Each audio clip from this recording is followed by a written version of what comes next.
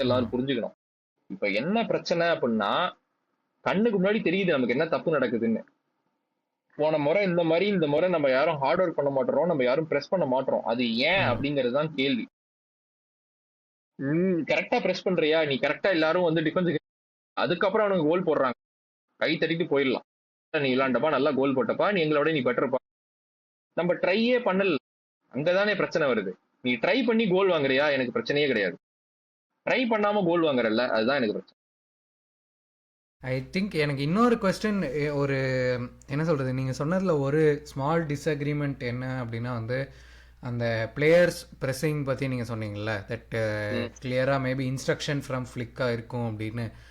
But I still feel அது ஒரு players issue மாதிரி தான் வந்து எனக்கு ஃபீல் ஆகுது. ஏன்னா லாஸ்ட் சீசன் கம்பேர் பண்ணும்போது நம்ம front three was typically Raphinha, Lewandowski, Lamine Yamal.